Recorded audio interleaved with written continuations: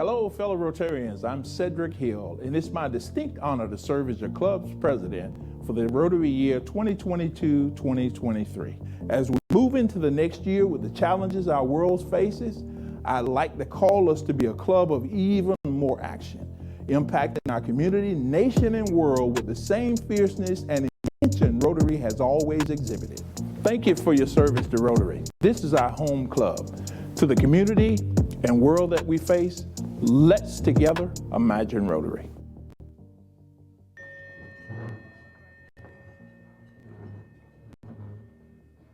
Good afternoon. Were you able to hear me? Is that better? Is that better? Good afternoon. Welcome to our October 12th Rotary Club of Columbus meeting. We call this meeting to order.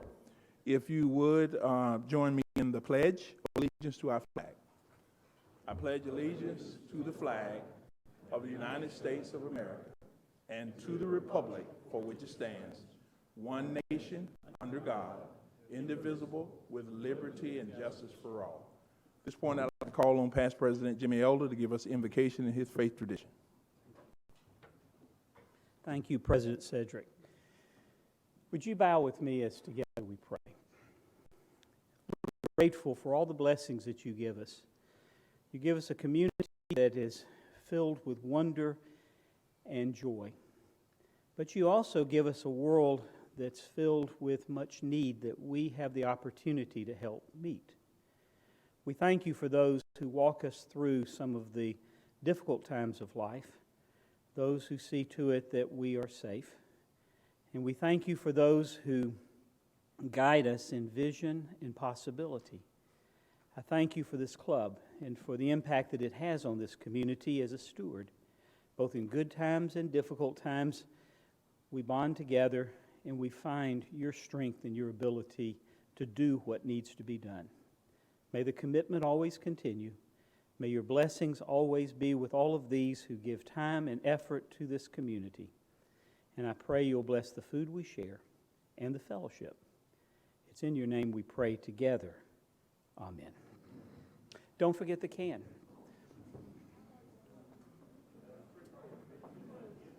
Thank you, Jimmy. I think I saw Austin come in. Austin, if you will come and give us the news.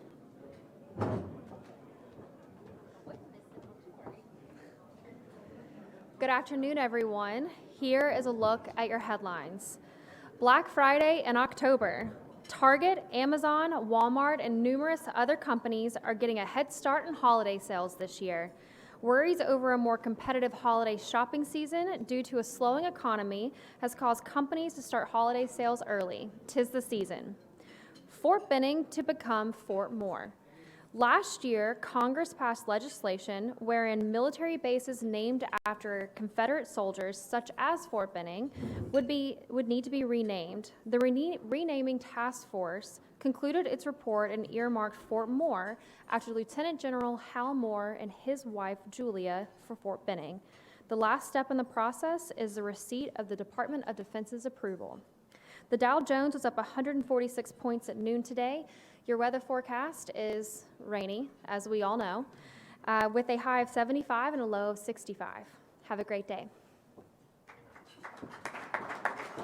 Thank you, Austin, and we'll call on Vivian and Haley that will acknowledge our visitors and guests today. Yes, we have some great guests. If you'll stand when I call your name and remain standing for us to all recognize them at the very end.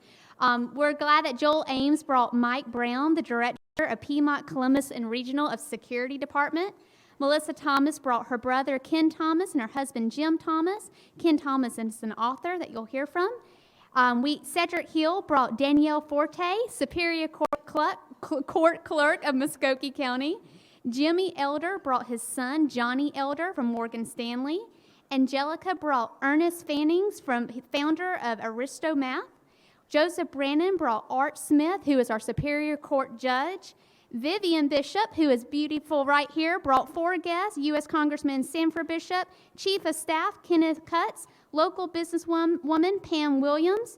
Ronnie Close brought Robert Edwards, which is Chief of Staff of the Boys and Girls Club. And Michael Touay brought Sean Hall, Director of Sales for WRBL. Welcome to Rotary today. Absolutely. Let's give our visitors and guests a hand. To our visitors and guests, we welcome you, and we hope that some things will be said today that will enlighten you and inform you. And we invite you to come back and join us again at a later date. Two things that I'd like to bring to our just back to our forefront. One of which to acknowledge, and we did a program that kind of give a little bit of a snippet of it. This is, as we're sitting here today, is Hispanic Heritage Month, and we had from our club a dynamic presentation that's actually on our website, on YouTube, that you'll be able to fully see. But we just like to, because we're getting close to the end of that, I'd like to show you a quick clip, and we'll come back and show you the in-depth fullness of it at a later date. But if we have that set up, I'd love for you to see this clip, and then I'd like to ask Sebastian if you would come up and just kind of sort of let us know what's next. Thank you. Del Club Rotario Medellín, soy la presidenta electa para el 2023. Estoy muy complacida de poder saludar a los compañeros del Club Rotario de Georgia, desearles muchísimos éxitos en esta celebración y qué bueno este encuentro entre los compañeros de Estados Unidos y los latinos. Tenemos que unir esfuerzos para hacer un mundo mejor. Muy buenos días, compañeros del Club Rotario de Columbus. Desde el Club Rotario de la Ciudad de Guatemala, a cuya directiva me honro en pertenecer, les enviamos un cariñoso saludo en estas festividades que ustedes celebran este mes. Nosotros pertenecemos al Distrito 4250, somos un club casi centenario, ya que en el año 2025 cumpliremos 100 años de fundación. Un afectuoso saludo. Muchas gracias. Hasta luego. To our Rotary friends in Columbus, Georgia, please receive from Tegucigalpa, Honduras, Club Rotario de Tegucigalpa, a warm salute in your Hispanic month. Please, take care, be Rotary, imagine, bye-bye, congratulations. Bye-bye. Bae Chapá los saluda Delia Rojas del Rotary Club Asunción Catedral desde el Distrito 4845 de Paraguay. Es para nosotros un placer celebrar con ustedes este mes de herencia latino-hispana, así que nos unimos al festejo y les mandamos un caluroso abrazo y un gran saludo desde Paraguay a todo el Club Rotario de Columbus. Hello. We are the San Juan Rotary Club, and we are today celebrating a fundraising event for our projects. We're glad to celebrate with you all the Hispanic and Latino Heritage Month. Have a nice day and come visit us. Okay. Come visit us. Desde el Rotary Club Barcelona queremos desearos un feliz mes hispano-latino. Sebastian, if you would, he's going to come and give us the interpretation. Well, see, what happened was apparently that the subtitles did not translate here, but essentially, the idea behind Hispanic Heritage is all about diversity, and it's really all about us coming together as Rotarians. So this is just a small snippet of a video that is posted on YouTube and our social media. Have a look at it. It does have subtitles. I was thinking it would carry over to this one. But essentially, their message is, you know, we're happy to be, even though we're from different countries, we speak different languages, we have much more in common than we think. If we focus more on those common ideologies, well, we'll be closer to furthering the mission of Rotary, and quite frankly, the mission of humanity, really. So this is really a message for us to be a club of action, and really what that means is opening up our minds, opening up our worlds, get together with these other clubs. You know, a lot of them are really interested in what we're doing, and they want to, you know, unite forces. That's really what this is all about. It's really all about diversity and how we can come together, you know, even from different backgrounds, and try to accomplish something bigger. So I invite you all to think about what that means. And in the upcoming weeks and months, we will be getting together with some of these clubs that have said hello, and to try to make some joint sessions together, and really just continue to really just grow our roots around the world, and really be that club of action, which is really what, you know, President Cedric really has preached all about. So I'm happy you got to see a little bit of that, and I'm really happy that, you know, you understand the message behind Hispanic heritage. It's all about diversity. So I'm looking forward to, you know, what we can bring on for here in our relationship with these other clubs. Thank you. Thank you, Sebastian. Thank you for all of your hard work. We've got a couple of work projects going on, and we want to call Michael. He's going to come and give us a charge. Michael, if you would. Michael, I'm with the Habitat for Humanity. We have 3 houses going in the Rockbridge area, and we've had a lot of success over the last week getting some volunteers. So last week we only had a handful. As of this week, our count right now is 15. So it's been a growth, but we're looking for 50. And more importantly, we're looking to have more than the other work projects in the room. That's really, because everything is a competition. All right, so we have a handful of volunteers who participated and or have signed up. For those of you who have signed up, can you please stand up for me? I know it's more than that. All right, so this is the number who've signed up. We have about 2 to 3 times as many who are not present today. Louise, can you stand up real quick? So for those who would like to sign up, and this is for every single Friday and Saturday moving forward from now until December 16th, Louise brought her laptop with her, and you can sign up. These are 4-hour blocks, Fridays and Saturdays moving forward from now until December 16th. So let's go Team Habitat. Thank you, Michael. Thank you. Habitat did a home dedication. I don't know whether you all had a chance to see that. We'll get that on the our website also. But it is an awesome experience, the work that's being done, and we invite you to join in with that coming up. What I'd like to do at this point is introduce our head table. To my far right is past President Ed Sprouse. Then next to him is guest for the day, and then next to my left is Wagner, and Jimmy Elder brought our invocation. So at this point, I'd like to bring past President Bill Smith to introduce our program for the day. If you would come, sir. It's a pleasure for me to introduce our speaker, William Rawlings. William is from Sandersville. How many of you have visited Sandersville, Georgia? Oh, good many. William describes himself as a small town or country doctor, but he's a lot more than that. He's an author.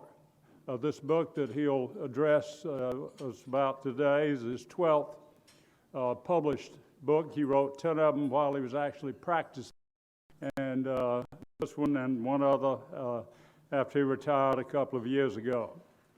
As I said, he's a medical doctor,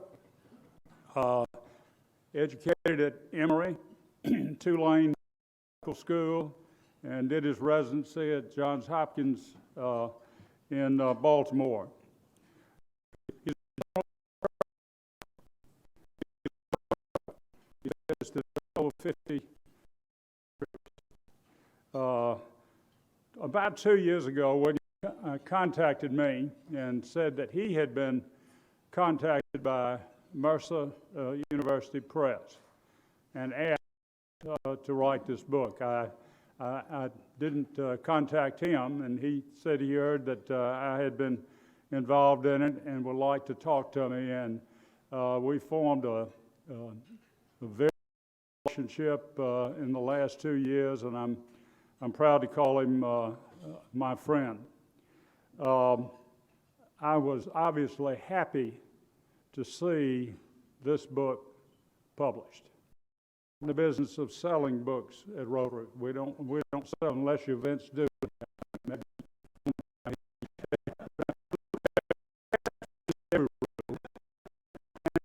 in any event, Columbus history. It's a dark part of our history. It's unfortunate. Maybe more than most realize, aside from victims and their families, realize just how dark and unpleasant it is. But it is a part of our history. It's not going to go away. It's been 45 years since the crimes were committed. Fortunately, William has some Columbus connections, and he's going to have more. Not just because of the book that he's written. His brother Tom Rawlings, some of you may remember him, practiced law here with us, and for a time in Columbus, married one of our Columbus girls, Carrie Elges, and back to Sandersville, and they're in Atlanta now. But he's going to have another connection. William's daughter is engaged to be married to Ed Sprouse's grandson. And they'll be married next spring, and William will be visiting us a good bit because of that. Let me say this before he begins his presentation, and I've said it before, but I'm repeating to this club. No club, no church, no organization in Columbus was more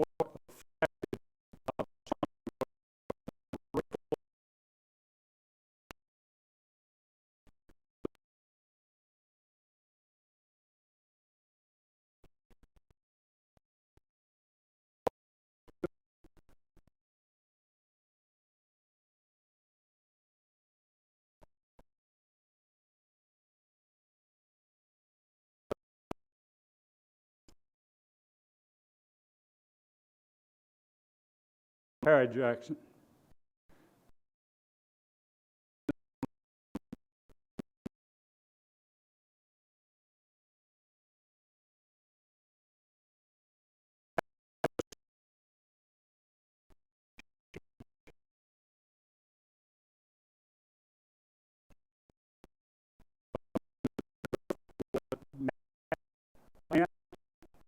And Mary Lou, his wife, was a niece of Mrs. Thurman, one of the victims.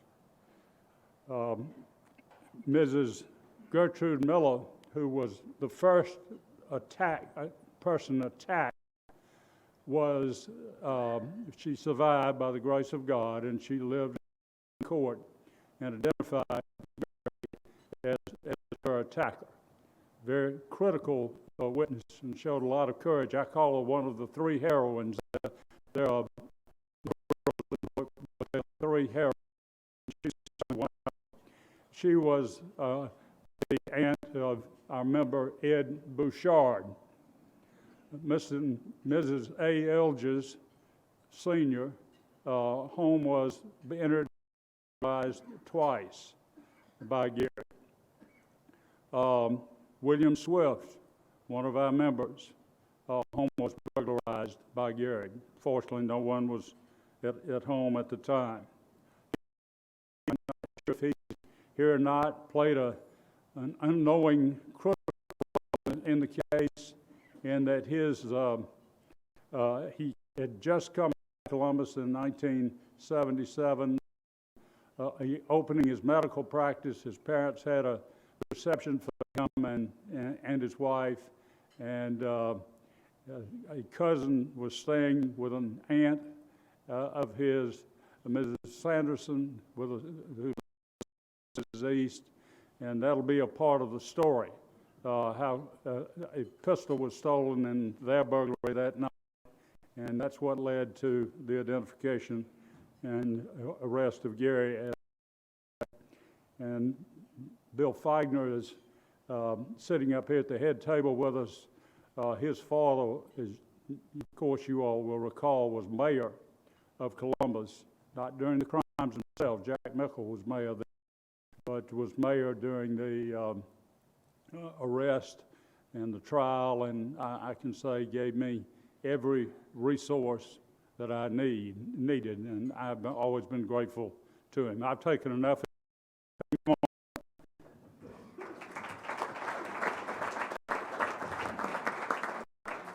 Thank you, Bill.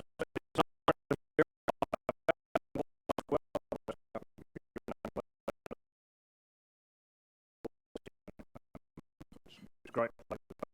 I live on the farm, by the way, in case. I live in a small town, and as much as I dislike the city of Columbus, is a wonderful place.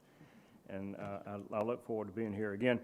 I want to talk a little bit about the Columbus Columbus Stocking Strangler, which was the title of my most recent book. And I'm not talking about the book, and I want to tell you why I'm here and why I wrote this.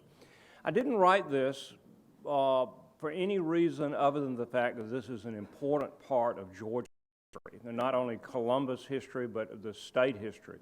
It's also a fascinating, if terribly horrific tale. It's something, it touched numerous lives in this community and in this state and really throughout in one way or another. It's a bizarre tale. If you ever read a murder mystery or something like that, you want something that's unusual, that has twists and turns and goes this way and that and things happen that you don't expect. Well, this tale is like that on steroids. It just, when you think it's going in one direction, it's going in another. It was a tremendous research effort because it took me the better to write the book. There were 20,000 pages of transcripts. If you really look at the entire story, it's one that spans nearly half a century, starting back many, many years ago. It's good to have it completed and not. So first of all, let me talk a little bit about the basic story. In case you're not familiar with it, during an 8-month period between September 77 and April 78, a mysterious killer raped and ritualistically murdered 7, quote, elderly, end quote, women in the Winton neighborhood of Columbus. And elderly is defined between age 59 and 89. I didn't realize that you're elderly when you're 59, but that's what they tell me. The average age of his victims was 70. Despite a massive effort on the part of law enforcement, the murderer was not apprehended. Because the killer used a stocking to strangle his victims in 5 of the 7 Columbus murders, he soon became known as the Stocking Strangler. This was a title given by the newspapers. And after the last murder, the killing stopped as suddenly as began. The case went cold for 6 years, and through a totally fortuitous set of circumstances, a suspect was identified and captured in May of 1984. That's the skinny. And the real story is well more than 100,000 words in my book, and I left out lots. The strangler's first victim was Mary Fern Jackson. She was 59 years old, a widow. She lived alone.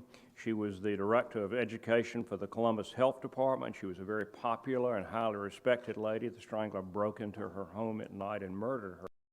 This happened after Bill just mentioned Gertrude Miller, who lived nearby and who was actually attacked and left for dead. In total, there were 7 women that were actually killed by the strangler. There were 2 women otherwise that were attacked and survived. And during this period of time, this 8-month period in 77 and 78, there were numerous break-ins and other things that happened that were, of the crimes that happened that were attributed to the strangler. Interestingly, these all took place in a very small part of town, the Winton district. Y'all, I can say that, I'm from Georgia. Y'all know the area better than I do. It is a very small, pleasant, and upscale neighborhood. The victims themselves all had a lot in common. I'll speak about this more in a moment. And it wasn't, while there were crimes, there was a uniformity in terms of the modus operandi of the crimes. It soon became evident they were being committed by one person. To give you a brief list, I'll list the murders and other attacks here. There were break-ins also, some of which I list. It started in September 1977 with the break-in, rape and beating of Gertrude Miller, a 64-year-old lady who was left for dead. Followed that 5 days later was a rape, murder, and horrific murder of Fern Jackson, who I mentioned. Less than 10 days later, the same thing happened to Ms. Jean Diamondstein, age 66, raped, beaten, murdered, her was stolen. On October 8, 1977, there was a break-in at the home of Callie East.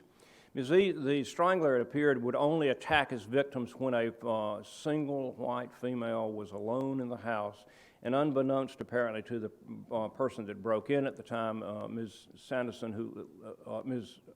East, who lived with her sister, Ms. Sanderson, Miss Anderson's son was visiting, and so the strangler stole several things, including a vehicle and a pistol. Will come up later. Irene Darden in October of '77. A few months later, Florence Scheibel was killed. She was an 89-year-old lady, 10 days short of being 90 years old. She was nearly blind, nearly deaf, on a walker, had just gotten out of the hospital, was a pitiful lady, and of all the most vulnerable of all the Strangler's victims. Thereafter, shortly, Martha Thurman was killed. There were break-ins at the William Smith residence. Kathleen Woodruff was murdered right after Christmas in 1977. On New Year's Eve, New Year's Day of '77, '78, the A. Ilgis residence was broken into, the first of 2 times. Another burglary occurred shortly thereafter.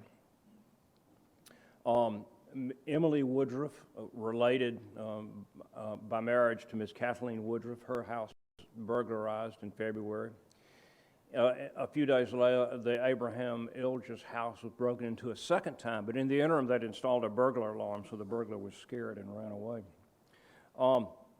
Ruth Schwab was broken into her house, and she had installed a burglar alarm. She was called by her neighbor, and the attack was aborted in the middle. The strangler ran away, and when police arrived, she was sitting on the edge of her bed with a stocking wrapped around her neck. This was the method of choice of killing his victims. Mildred Borum was killed in February, and then the last was in Janet Kofer in April of 1978. During this period, there was an incredibly intense police presence in the Winton district, and those of you who lived here and remembered it or have been told about it by your parents and grandparents, the police did everything possible they could, and yet the guy got away. It was recognized earlier that he was presumed to be a black male based on pubic hairs found at the crime scene. This became a major issue in the sense that the black community here in Columbus was concerned that they were saying this is a black man who's killing white women, and this came up as an issue and is a sub-theme in this entire episode, an unfortunate sub-theme. The newspaper articles are interesting. I'm not going to read this. I sometimes read an excerpt from it, but it's hard. I sit here and tell you about murder. What I want to talk about is terror, about how the populace felt about what was going on, about these innocent and very vulnerable women who were being brutally murdered in their homes at night. It is fascinating. And there were other things, too. This newspaper article here, which I quote in the book, points out that one woman was killed accidentally when she bought a weapon to defend herself, and it went off and shot her. Another woman was killed when she had complex locks installed in her house, and her house caught fire, and she couldn't get out, so she was killed. And so there were other things that happened along with the physical killings. And along with this is what I refer to as bizarre complications. There was the Jerome Livas case. Jerome Livas was a 25-year-old black male who was limited in his intellectual capacities. Apparently, he was a harmless and rather pitiful fellow who did menial jobs. He was arrested for the murder of his girlfriend, who was several decades older than he. He had seen her with another man, and he strangled her and raped her, and police had him in custody, and they said, oh my God, we've got a guy and he's black, and there were 2 people that were killed, and so they got a confession from Jerome Livas. But Jerome Livas, they had him sign the confession, but Jerome Livas could not read. And he recanted and rejected the confession the next day. It became evident as he stayed in jail that he was not the strangler, despite the fact the police force kept saying, we've got our man, we've got a suspect. And he had nothing to do with it. Fortunately, Carl Cannon, who was a reporter for the the Ledger Inquirer at the time, got Livas to confess the fact that he was also president of the Kennedy killing, the McKinley killing, in whatever year that was, and the kidnapping of the Lindbergh baby in the 1930s. He was eventually convicted of his girlfriend's murder, but was not the strangler. During this period of time, there was the police chief kept getting letters from someone calling himself the chairman of the forces of evil, who represented himself as a group of white supremacists. who, because an alleged black man was killing white women in town, the white supremacists were going to kill black women in order to avenge this in some perverse way. Well, it turned out that this, in fact, was a guy named William Henry Hance, who was a soldier stationed at Fort Benning. He himself was a serial killer. He killed 2 women, 2 black women here in Columbus, and had killed 2 women elsewhere. He was later arrested, tried, convicted, and subsequently executed for his crimes. And perhaps most bizarre was the fact that the Ku Klux Klan rose their ugly, evil head during all this and said, well, since we think the killer is black, we're going to start patrols in the Winton neighborhood. Fortunately, nothing came of this. The thing that really broke the case was the Spanky Bowen episode. In March 1984, the Bombay Bicycle Club was a restaurant on Macon Road. I believe that's correct, on Macon Road. It's not open now. And about 3:30 in the morning, the police received a silent burglar alarm from the Bombay Bicycle Club, and they dispatched Officer Michael Thomas Bowen, known as Spanky Bowen, age 26, who was patrolling alone that night to go and check things out. He pulls up in the parking lot, and just as he does, a Dodge Charger with its lights off, screeches out of the parking lot and heads down Auburn Avenue toward Edgewood Avenue. And then, that's right, and then loses it on the curve and wrecks, and so Officer Bowen gets out. He'd call for backup, but he was by himself. He approaches the car with a radio in one hand and his flashlight in the other, and kind of sticks his head toward the driver's window and is shot twice in the head and dies shortly thereafter. Soon the backup arrived. Police investigation revealed 2 spent cartridges that were .22 caliber in the Dodge Charger. The car was being driven by belonged to the girlfriend of a guy named Lonnie Botts, who was driving the car that night. They went to Lonnie Botts' house. They searched it. They found a box for a Ruger pistol. Now, if you remember, I mentioned Callie East with this lady in October 1977. At that burglary, a pistol was stolen. It's a Ruger .22 caliber automatic like this. And they said, perhaps there's a connection. Then perhaps we should start looking around. And so to make a long story short, they sent out an all-points bulletin to everywhere in the United States. And lo and behold, shortly thereafter, they got a letter back, a teletype back from Lansing, Michigan police to say that the missing pistol had been registered by a man in Kalamazoo, Michigan. This led to Gary, Indiana. This in turn led to Phoenix City, Alabama, to a man named Jim Gary, who, when approached by officers here, said, yes, I got that from my nephew, Carlton Gary, and said, where's Carlton? He says, well, he's in one of those prisons over in South Carolina. They didn't know which, and so they called South Carolina, and lo and behold, they found out that he had not been released on parole. He had escaped shortly before and had come back to Columbus. In fact, Carlton Gary was here in Columbus, and he had been you can't see this too well, but the bulletin went out on April 30th, and Carlton Gary had actually been arrested on April 18th under an assumed name. His fingerprints ended up matching the fingerprints that were found at the scene of the Strangler's murders, and he became the prime suspect. He was eventually arrested in Albany, Georgia on May 3rd, 1984, and brought back to Columbus. Here's a picture of him being brought in. That's Mike Sellers, who was one of the officers there, and that's Gary's mugshot at the lower left there, you can see. Carlton Gary was a handsome, articulate, intelligent black man who was described by his own defense attorney as a career criminal. He had spent much of his adult life in prison or on parole or otherwise under the supervision of the law, and when he was not in prison, he was committing crimes, most commonly drug dealing and armed robbery. He was handsome and he talked well, and whether or not he actually looked like the police sketches that were circulated is for you to decide. I don't know, but I put them there for your comparison. He had escaped from jail in New York and returned to Columbus just weeks before the Strangler's reign of terror began.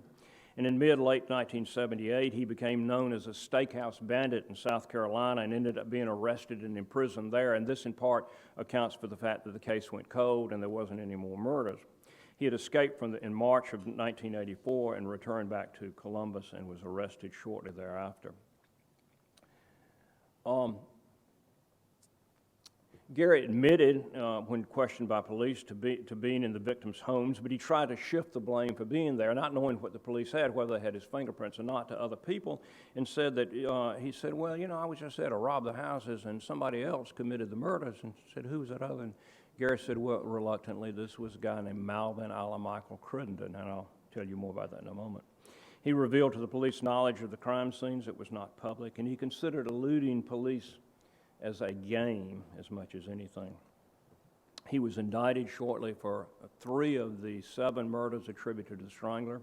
I asked Bill Smith why he was indicted only 3, and Bill said that, number 1, these were my strongest cases, and number 2, if you're seeking the death penalty, how many times do you need to convict someone? So he came to trial in August of 1970, in late July and August of 1986. The trial took place more than 2 years after his arrest, and this hiatus was 100% due to delaying tactics and appeals from the defense attorneys. His prime defense, the prosecutor was Bill Smith, and this, you don't recognize him in his younger version there in the upper left. He still is handsome, he told me personally. To the right's Bud Seaman, who became the primary defense attorney, aided by Bruce Harvey in the lower left hand. Some of you may remember Bruce Harvey. He has a long ponytail and is getting bald. He did the Tex McIver case in Atlanta, which is back in the news lately, I see. Some key points in the prosecution cases. Gary's arrest was based on fingerprint evidence. He was identified by Ms. Gertrude Miller, who identified as her attacker. He admitted to being present at 6 of the 7 Columbus murders attributed to the Strangler, but alleged that someone else had committed it. And the 3 murders for which he was charged showed a pattern similar to the other murders here in Columbus, and in fact some that were committed in New York. And importantly, he lived near the crime scenes. You can see here the red arrows are where the crime scenes took place, and the yellow arrows that you don't see too well show where he lived. So he lived in the neighborhood. When confronted with evidence of his presence at a crime scene, he consistently tried to shift the blame to others. This had taken place not only here, but in New York, where he had been arrested for similar type crimes, where he tried to blame others. It was successful in New York. In fact, he had a co-conspirator indicted for murder. This is a chart which I don't expect you to read, but on the left-hand side you'll see a list of offenses and the fact that he made a statement trying to implicate someone else in each one of these offenses and trying to shift blame. He tried to shift it to a guy here in Columbus named Malvin Michael Crittenden. Crittenden had no evidence at all that he was actually the Strangler or that he had been in any of the houses. In New York, he tried to convince police that John Lee Mitchell had committed a murder, and in fact testified against John Lee Mitchell in court. No trial was, John Lee Mitchell was acquitted and no one was charged with a murder. The pattern showed a tremendous regularity of type. The victims were elderly white females living alone. The crimes were committed at night in a single part of the city. The victim was beaten, raped, and strangled, most often with a stocking. The victim's body was arranged in a certain way after death. Robbery did not appear to be the prime motive in the murder cases. After the trial on August 26, 1984, Gary was found guilty, and the next day he was sentenced to be executed for his crimes. That followed by 32 years of appeals. He was convicted in 1986 and eventually executed in March 2018. The basis of appeals focused primarily on allegations of racial animus, of mistreatment while incarcerated, bias on the part of law enforcement, including prosecutors, judicial system, inadequate funding, and so forth. There were other things brought up, including a bite mold, shoe prints, secretostatus, and discrepancies in DNA testing. But the bottom line here is that Gary's conviction and sentence and the evidence submitted were reviewed and upheld through appeals reaching the U.S. Supreme Court on 4 separate occasions. Gary was executed in March 2018. There have been several books written on the subject. Some of you have read them, some of you have not. There's on the book on the upper left is Murder in the Peach State, which came out in 2000. It was not up to date. The lower left is a book by a lady named Renate Solomon, who doesn't like me at all because she disagrees with what I wrote in my book. She thought someone here in Eltsontown committed the murder. I've been getting hate mail from her. The book, David Rose's book in the upper right-hand corner, it came out in 2007. David Rose was a death penalty opponent and tried to allege that Gary was perhaps not guilty. The lower right-hand corner is done by, the more recent history of Columbus is done by Tim Chitwood's wife, and she apparently believes that Gary may not have been guilty either. This is my book, which came out now. Fortunately, we have an audio book coming very, very shortly. I hear it's available in hardcover, softcover, and digital editions, except I think everything is sold out everywhere at the moment. And finally, for those of you that want to learn a little bit more, if you go to my website, there's a timeline of Gary in the upper on the page, and I have deliberately left time for questions. And I hope you will forgive me for speaking so fast, because normally I don't speak quite this fast. But I would love to answer any questions, or Bill Smith can answer questions that anyone might have. Let me ask a question, two questions, and answer them also, because they're the most frequently asked questions. The first is, what was his motive? Well, the answer is he had no motive. He was a serial killer, just like Ted Bundy and Son of Sam and Boston Strangler. That was what he did. Wasn't rape or robbery. Rape was a crime of violence. If you know anything about criminology, it's not a sex crime. It's a crime of violence. And the other is, how did he select his victims?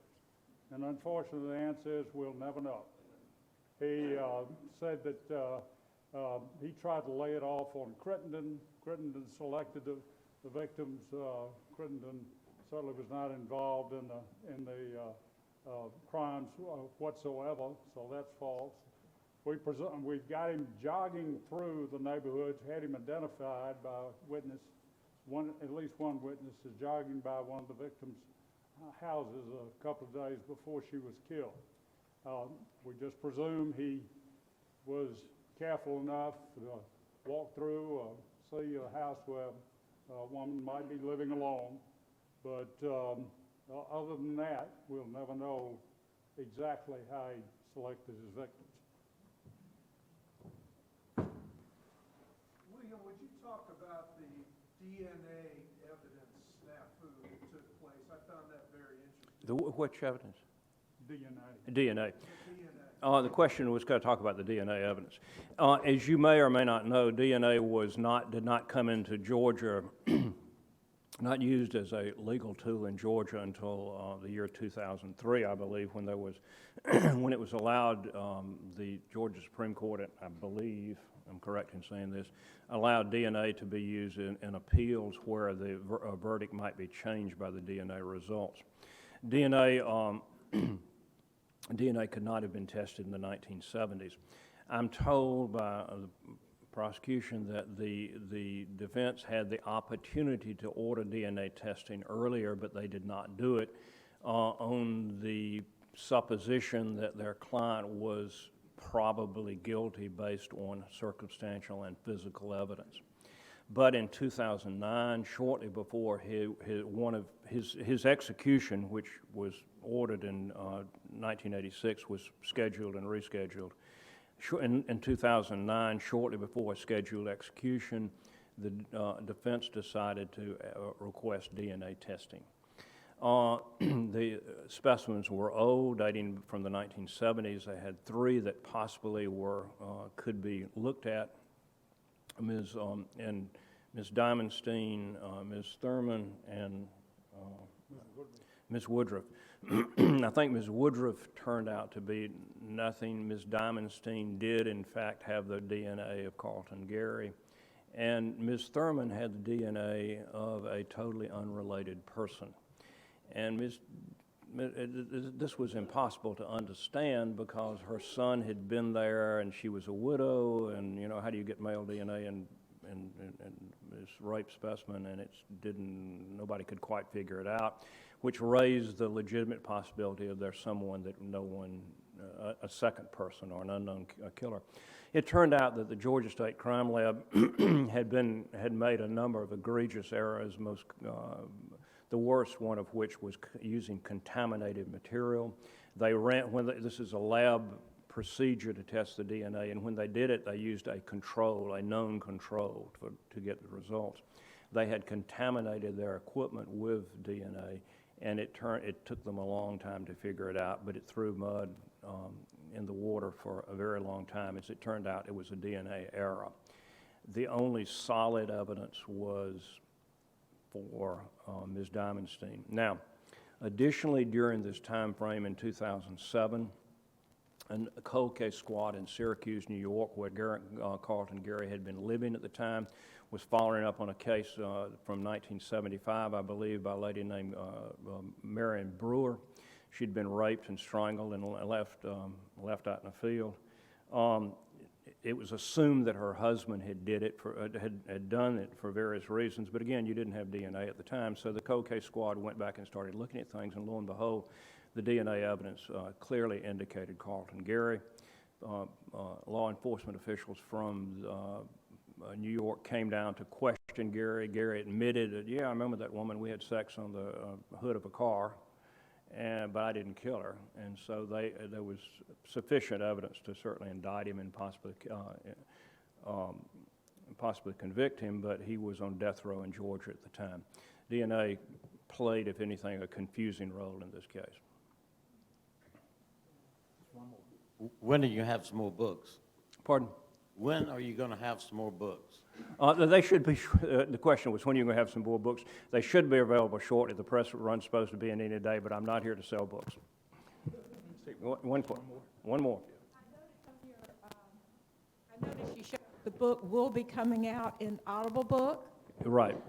And I'd like to let everybody know my husband, James Edward Thomas, Jim Thomas, is the narrator with our guest. The book will be, I apologize. The book will be coming out in audio form for those of you that prefer to listen to it riding down the road. I personally like that a great deal, so we're looking forward to that. And thank you so much. It's been a real pleasure.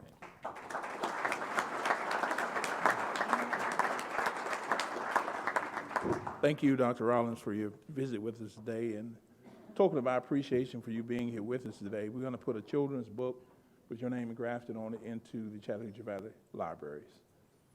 Okay. Is Ms. Lowry here? I didn't see her. Okay.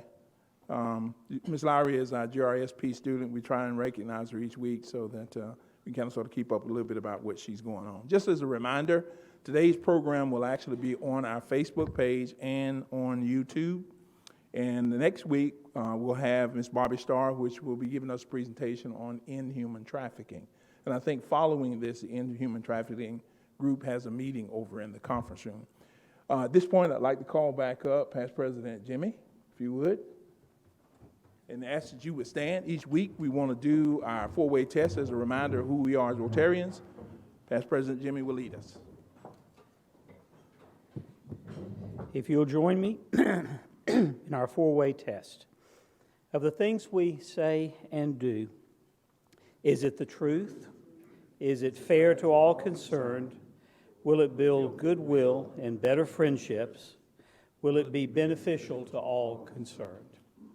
Thank you very much. Thank you.